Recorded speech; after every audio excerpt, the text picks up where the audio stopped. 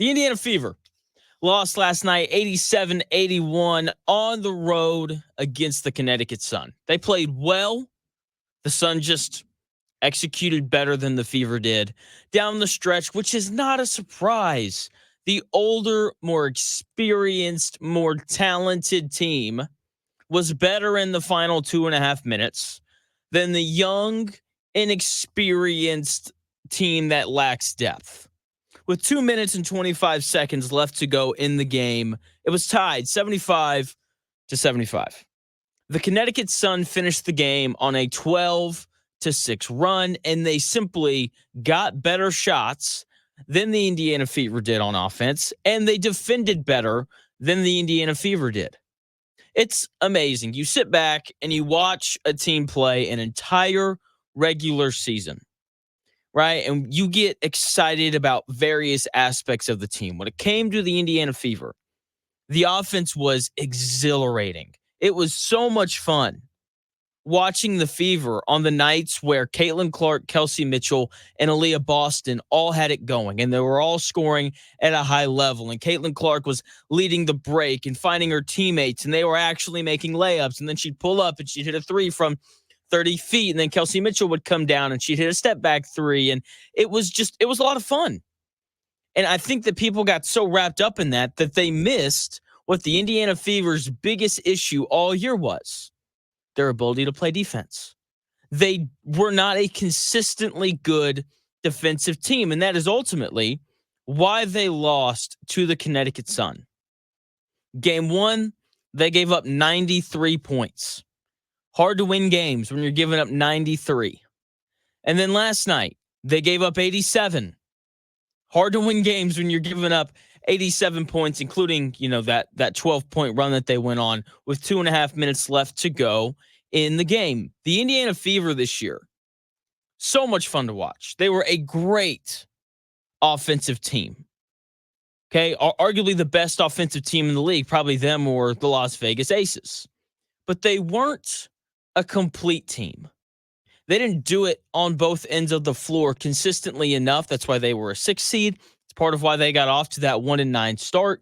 They just weren't very good defensively. And then as, the course of the year went on, Christy Sides really stepped up, helped them turn into a good defensive team for stretches. But ultimately, they just weren't consistent enough on that side of the ball.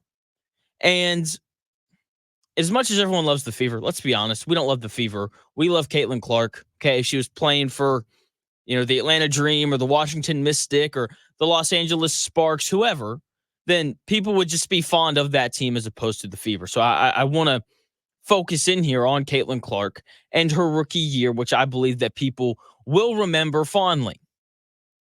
For the most part, we'll remember all the drama. We'll remember her early struggles. We'll remember her development into what she winded up being, a first-team All-WNBA player. We'll remember her developing into the unanimous Rookie of the Year. We'll remember her finishing 4th in MVP voting because she had a great year this year.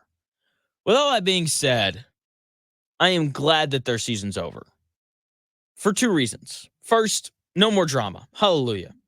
I talked about this yesterday. Everything during Caitlin Clark's rookie season has been politicized. Okay, they've made it about race and all this stuff that I don't like to talk about and honestly don't like in my sports in general. And I'm just glad that I don't have to discuss those things anymore. I don't have to get on my timeline and look at other people discussing it, even though I had to today because some lady wore some band nails shirt she had these big fake nails or whatever, and people were going crazy. I don't know. I don't care. Okay. So my hope now that, her rookie year's over is hopefully next year we can move on and actually talk about basketball as opposed to the politics that dominated the conversation this year. Okay. All the questions, all the arguments throughout the year should have been settled by now. People should know just based off of the ratings that Caitlin Clark is why people tuned in, right? Just look at the viewership numbers, right? Game one, obviously the ratings haven't come out for last night yet, but game one, over 1.1 million people tuned in to watch the Fever play against the Sun. The other games that happened were somewhere around 450,000 people, which is growth from last year. But the truth of the matter is that people are tuned in to women's basketball to watch Caitlin Clark. Like, that shouldn't be a topic of conversation next year. It shouldn't be. And if for some reason it still is, then, just look at the ratings the rest of the way. Just get on Twitter and see all the people saying that they are done watching the WNBA now that Caitlin Clark is done playing. Okay? Everyone at this point should know that Caitlin Clark is already one of the best players in the WNBA. Okay? 4th in MVP voting, unanimous Rookie of the Year, first team all WNBA. Okay, these dumb debates about why people are watching and these dumb debates about, the political stuff and the dumb debates about whether or not Caitlin Clark's good and whether or not she was going to adjust, all those things should be gone next year. And that is going to be so nice. And hopefully because of that, that leads to more discussion about the actual basketball that's being played. The second reason why I'm glad that the Indiana Fever season is over is because watching the rise of a player is always fun. It really is. Okay, when things are just given to you, or when you show up at an event and you're just immediately better than everyone else, it's just not as much fun. It is so much more fulfilling to work for something and eventually earn it. If Caitlin Clark had shown up and won a WNBA title immediately, what would be the point in continuing to watch? All of the Caitlin Clark points that were made before the year would be proven. Okay, it would be evident that she's great and all these things, and then just the attraction of watching her play basketball, I think, would subside a bit. If she'd just shown up, year one, Fever win the title, yay, she's great, and then we all kind of go on about our lives. But it's fun to watch players develop and work and get better and eventually get over the hump. It's one of the best parts about sports. Like, part of what makes the lore of Michael Jordan so great was the work that he had to put in to get past Isaiah Thomas and the Detroit Pistons. Part of what makes the lore of LeBron James so great is the work that he had to do to get by the Boston Celtics. Now, his is diminished a little bit because he left Cleveland. But either way, seeing athletes put in the work to overcome this specific opponent is always fun to watch. Like watching Michael Jordan, part of the joy in that, I wouldn't know, I wasn't alive, sadly, but part of the joy of watching Michael Jordan was knowing every year that he was going to make the playoffs, and he was going to have to play the Detroit Pistons at some point. And you have all these questions of like, did he get better? How has he adjusted his game to potentially get by the Detroit Pistons? And over the course of his when he was young in his career, like, you got to sit back and watch him work to get better, and you got to watch him, work out and figure out how to get over this Detroit Piston-sized hurdle. And eventually, when he did, he won his first NBA championship. It must have been so entertaining just going into all of those Detroit Pistons series and the reaction to him losing. And, when he eventually broke through in 1990, like the reaction to that just must have been incredible. And if Caitlin Clark had shown up and just immediately been the best player and had just immediately started winning titles, the attraction wouldn't be there. But instead, now we're going to get to watch Caitlin Clark have this similar Michael Jordan story of showing up, and she's going to have to improve. She's going to have to become a better basketball player in order to get over this hump and eventually win a WNBA Finals. Now, she's got a little advantage over Mike because Michael Jordan showed up and didn't have his Scottie Pippen already. Caitlin Clark definitely does. She's got two. Okay. Kelsey Mitchell, who's just an awesome, complimentary guard to Caitlin Clark. And then, of course, there's Aaliyah Boston, who was the unanimous Rookie of the Year 2 years ago.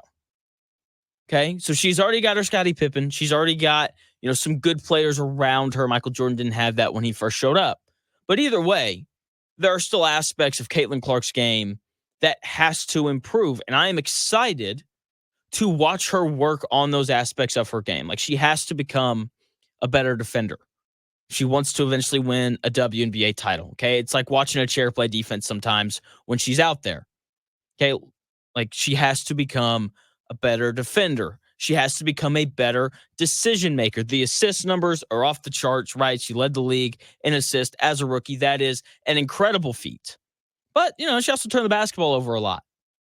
Like, that is something that she's going to have to improve at if she wants to give her team a chance to win in the playoffs, because turnovers will kill you. She needs to get stronger, clearly, to match the physicality of the WNBA if she wants to win a title. Like, I expect for her to, take, a month off because she's been playing basketball literally all year between Iowa and the WNBA. So I expect her to take some time off, go on vacation, go to Mexico, drink some pina coladas, eat really good food. But when she gets back to Indiana or Iowa or wherever she's staying at, I expect her to work out and improve that aspect of the game. And I'm looking forward to seeing her come back next year, having addressed some of the issues that she had this year, right? Because as great as she is, as great of a basketball player as Caitlin Clark is, she has flaws in her game.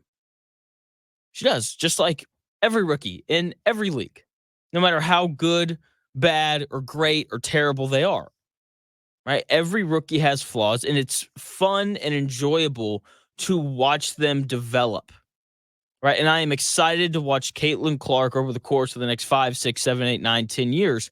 I'm excited to watch her develop into a player that can be the best player on a championship team. I'm excited to watch her develop into a player that can, potentially win the league MVP, right? Because like watching players improve is a lot of fun, especially when you know that they're destined for greatness, as it appears that Caitlin Clark is. And watching her improve and hopefully get over the hump at some point is going to be just incredible.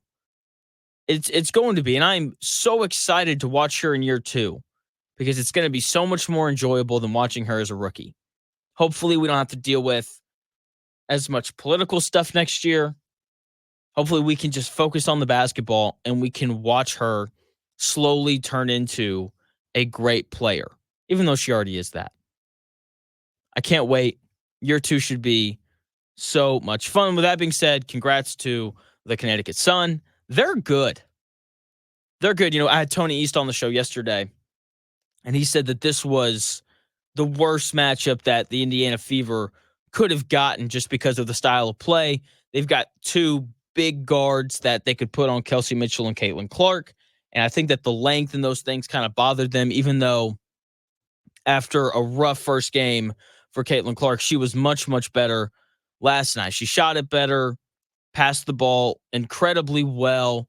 It just kind of felt like she ran out of gas late in the game. Like, she looked tired, right? She was, a little more willing than normal to give up the ball. That being said, like, she played much better in game 2 than she did game 1. 25 points, 10 of 23 from the floor. Thought she did a better job of getting to the rim. Only 3 of 12 from 3. Happens sometimes. I don't like best 2 out of 3. Should be at least best 3 out of 5.